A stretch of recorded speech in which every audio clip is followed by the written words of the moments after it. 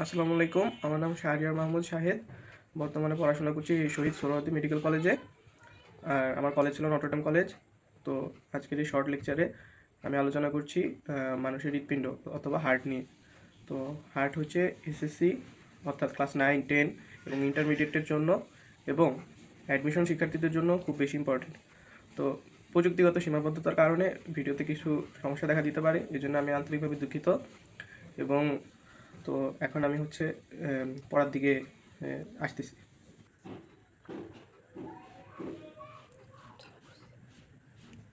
তো আমরা প্রথমে হচ্ছে হার্টের অবস্থানটা, আমাদের শরীরে হার্টটা কোথায় থাকে মূলত তা নিয়ে বলছি। তো হার্ট মূলত থাকে হচ্ছে আমাদের এই যে বুকে দুটা ফুসফুস, দুটা ফুসফুসের ঠিক মাঝে। এখন আমাদের শরীরে যদি হচ্ছে আমরা টাড়াড়ি দাগ টানি, তাহলে দেখা যাচ্ছে যে আমাদের হৃৎপিণ্ডের বেশিরভাগ অংশ আমাদের শরীরের বাম দিকে অর্থাৎ বাম দিকে থাকছে। অর্থাৎ আমরা বলতে পারতেছি যে আমাদের হৃৎপিণ্ড হচ্ছে আমাদের শরীরে বাম দিকে থাকে, বেশিরভাগ অংশ বাম দিকেই থাকে, তবে একেবারে যে ডান দিকে থাকে না এরকম বলাও ভুল হবে। তারপর এখন যদি হচ্ছে আমি হার্টের বেসিক কিছু কথাবার্তা বলি। হার্ট হচ্ছে এটা হচ্ছে আমাদের শরীরের মেইন একটা পাম্পিং মেশিন। পাম্পিং মেশিন কেন বলতেছি, কারণ কি হচ্ছে এটা প্রধান কাজ হচ্ছে রক্ত পাম্প করা। রক্ত পাম্প করা দরকার কিসে? আমি যদি একটা হচ্ছে ফুটবল আঁকি, ফুটবলের মতো আমি এটাতে রক্ত দিচ্ছি, ওকে, রক্ত দিচ্ছি। আবার হচ্ছে যদি আমি হচ্ছে এখান দিয়ে পাম্প করি, এটাকে যদি হচ্ছে সংকোচন করি, রক্ত বেরিয়ে যাচ্ছে, আবার হচ্ছে কোনোভাবে হয়তো রক্ত চলে আসছে, তাহলে তো কোনো সমস্যা হচ্ছে না। কিন্তু কেন হচ্ছে তাহলে হার্টের প্রয়োজন হচ্ছে এই কারণে, হার্ট থেকে যে রক্তটা যায় আমাদের সারা শরীরে, সেটা অক্সিজেন বহন করে নিয়ে যায় এবং সারা শরীর থেকে যখন আবার ফিরে আসে তখন হচ্ছে সেটা কার্বন ডাইঅক্সাইডযুক্ত রক্ত নিয়ে আসে মূলত। অর্থাৎ আমাদের হার্টের কাজ হচ্ছে সারা শরীরে অক্সিজেনযুক্ত রক্ত সরবরাহ করবে, সারা শরীর থেকে কার্বন ডাইঅক্সাইডযুক্ত রক্ত আবার হার্টে নিয়ে আসবে। এখন কার্বন ডাইঅক্সাইড আর অক্সিজেন, এটা খুবই ইম্পর্টেন্ট দুইটা গ্যাস। এই দুইটা গ্যাসের বিনিময় করা লাগবে। এই কারণেই হচ্ছে আমাদের হার্টের সাথে কানেক্টেড দুইটা অর্গান, আমাদের দুইটা হচ্ছে ফুসফুস, এখানে আমাদেরকে এই গ্যাসীয় বিনিময়ে সাহায্য করে। এখন আমরা হার্টের দিকে আসি। হার্ট হার্ট আমাদের বক্ষপিঞ্জরে অবস্থিত একটা ত্রিকোণাকার অঙ্গ। আর এটা মূলত হচ্ছে ফাঁপা। ফাঁপা কেন বলতেছি, কারণ এর ভিতরে 4টা প্রকোষ্ঠ আছে। 4টা প্রকোষ্ঠ বলতে 4টা চেম্বার মূলত। 4টা চেম্বারের কাজ কী তারপরে আসছি। আগে বলে রাখি যে হার্ট মূলত একটা পর্দা দ্বারা আবৃত। স্বাভাবিক, আমাদের শরীরের যে কোনো ভিতরের ভিসেরা অর্থাৎ অভ্যন্তরীণ যে কোনো অঙ্গের উপরে একটা আবরণ খুবই দরকার। তাহলে কি সুবিধা? সুবিধা হচ্ছে আমাদের শরীরের ভিতরের অঙ্গগুলোকে সে সুরক্ষা দিতে পারতেছে। আর কি সুবিধা? আমাদের এই হার্ট আর এই পর্দার ভিতরে একটা ফ্লুইড থাকে। এই ফ্লুইডটার কাজ কি? আমাদের হার্ট তো কন্টিনিউয়াসলি হচ্ছে জন্মের পর থেকে সংকুচিত প্রসারিত হচ্ছে। যদি হচ্ছে এখানে ফ্লুইডটা থাকে, অর্থাৎ তাহলে আমাদের হার্টের সংকোচন প্রসারণের সময় ঘর্ষণ থেকে রক্ষা পাবে। তো হার্টের আমরা যদি মেডিকেল টার্মে বলি, হার্টকে আমরা অনেক সময় কার্ডিয়া বলে সম্বোধন করে থাকি। কার্ডিয়া হচ্ছে আমাদের হার্টের সাথে রিলেটেড, অর্থাৎ হৃৎপিণ্ড বলা যেতে পারে। এখন হার্টে চারদিকে আবরণ আছে একটা, তো এই আবরণটার নাম হচ্ছে পেরিকার্ডিয়াম। কেন পেরিকার্ডিয়াম? পেরি বলতে আমরা শব্দটা দ্বারা বুঝছি যে এটা হচ্ছে চারপাশে আবৃত করে আছে। অর্থাৎ এই পেরিকার্ডিয়াম হচ্ছে হার্টটাকে চারদিক দিয়ে আবৃত করে রাখছে, তো তাই আমরা এটাকে বলতেছি পেরিকার্ডিয়াম। এই পেরিকার্ডিয়াম আর হচ্ছে হার্টের ভিতরে যে ফ্লুইডটা থাকে বলছিলাম, ওই ফ্লুইডটার নাম হচ্ছে পেরিকার্ডিয়াল ফ্লুইড।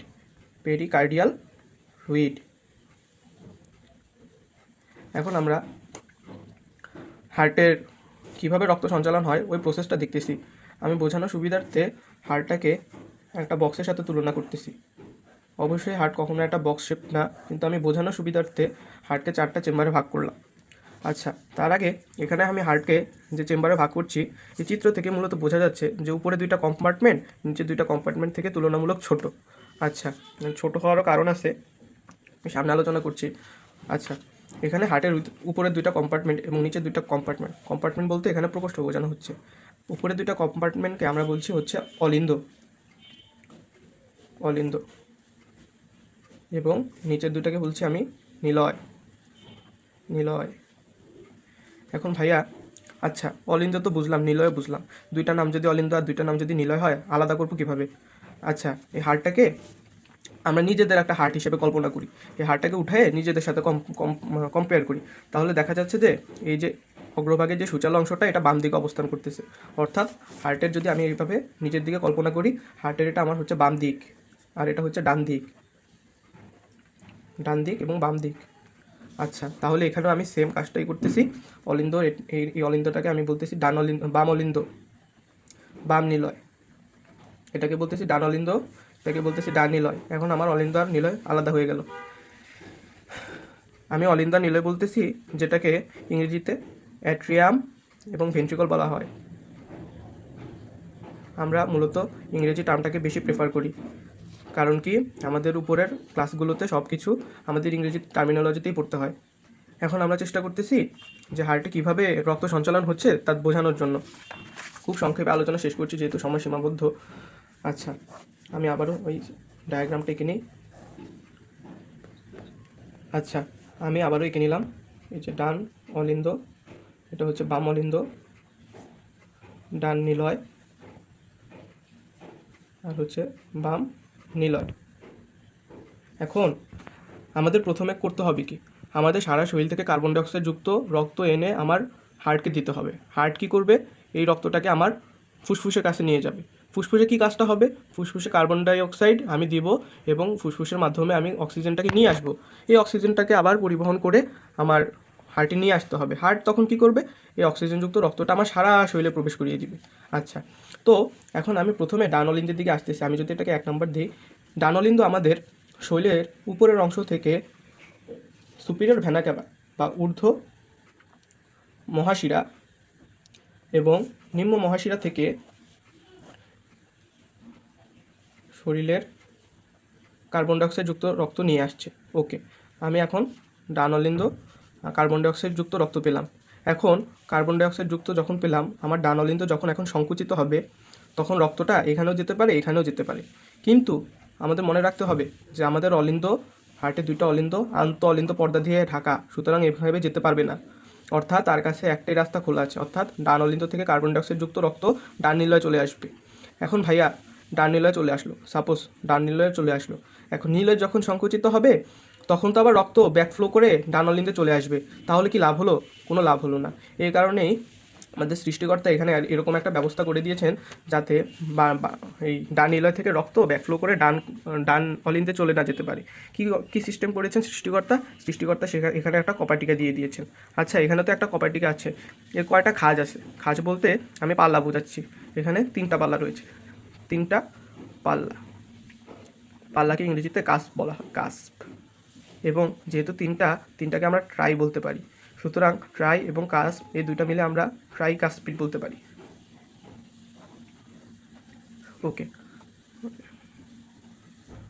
এখন আমি বুঝতে পারতেছি যে আমার ডান নিলয় কার্বন ডাইঅক্সাইড যুক্ত রক্তে পরিপূর্ণ।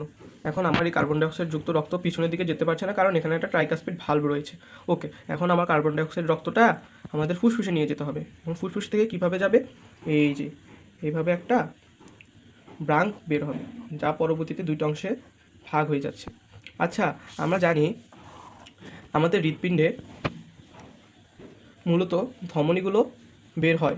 ধমনী আমাদের হৃৎপিণ্ড থেকে বের হয় এবং আমাদের শরীরে রক্তগুলো নিয়ে আসে হৃৎপিণ্ডে শিরার ধমনীর বেসিক পার্থক্য এখানে।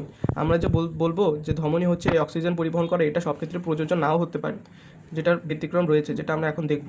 এবং শিরা যে সবসময় কার্বন ডাইঅক্সাইড পরিবহন করে, এই কথাটাও পুরোপুরি সত্য নয়, এর কিছু ব্যতিক্রম রয়েছে। আচ্ছা, তাহলে এখানে যেহেতু আমাদের ডান নিলয় থেকে একটা শরীরে কার্বন ডাইঅক্সাইড বের হয়ে যাচ্ছে একটা নালী দিয়ে, তাই এটাকে আমরা বলছি ধমনী। আচ্ছা, এই ধমনীটা কোথায় যাচ্ছে? আমাদের এই যে এখানে ডান ফুসফুস এবং বাম ফুসফুসে যাচ্ছে, অর্থাৎ এটা ফুসফুসে যাচ্ছে। এটাকে আমরা তাই বলতে পারি ফুসফুসীয় ধমনী। ওকে, এখন ফুসফুসীয় ধমনীতে কার্বন ডাইঅক্সাইড যুক্ত রক্ত যাচ্ছে এবং আমরা রক্তের মধ্যে কার্বন ডাইঅক্সাইড ফুসফুসে দিয়ে দিচ্ছি এবং অক্সিজেনযুক্ত রক্ত পাচ্ছি। আচ্ছা, আমরা এখন অক্সিজেনযুক্ত রক্ত পেলেই তো হবে না, আমার আবার হার্টে ব্যাক করানো লাগবে। এখন আমরা কিভাবে ব্যাক করাতে পারি?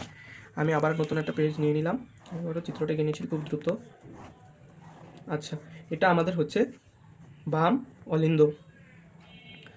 আমরা ফুসফুস থেকে অক্সিজেনযুক্ত রক্ত পেয়েছি। এখন এটাকে আবার ফিরিয়ে আনতে হলে আমাদের এখানে একটা, দুটো, তিনটে, চারটে, মোট চারটি, যেহেতু এখানে রক্ত নালীগুলো আমাদের হৃৎপিণ্ডে প্রবেশ করছে, তাই আমরা এটাকে শিরা বলবো। আচ্ছা, এই শিরাগুলো কোথা থেকে আসছে? ফুসফুস থেকে, তাই আমরা এটাগুলোকে ফুসফুসীয় শিরা বলবো। আচ্ছা, এই যে ফুসফুসীয় শিরা, চারটা ফুসফুসীয় শিরা দিয়ে অক্সিজেনযুক্ত রক্তটা আমাদের বাম অলিন্দে চলে আসলো। আচ্ছা ভাইয়া, তাহলে কি একটা ব্যতিক্রম দেখা যাচ্ছে না? যেমন আমাদের এখানে এটা হচ্ছে ফুসফুসীয় ধমনী। আমরা তো জানি যে ধমনী হচ্ছে অক্সিজেনযুক্ত রক্ত পরিবহন করে, কিন্তু এই ফুসফুসীয় ধমনীর ক্ষেত্রে দেখছি আমরা কার্বন ডাইঅক্সাইডযুক্ত রক্ত আমাদের ফুসফুসে নিয়ে যাচ্ছে। আবার আমরা জানি ফুসফুসীয় শিরা শিরা হচ্ছে আমাদের কার্বন ডাইঅক্সাইডযুক্ত রক্ত পরিবহন করে, কিন্তু ফুসফুসীয় শিরা অক্সিজেনযুক্ত রক্ত পরিবহন করছে।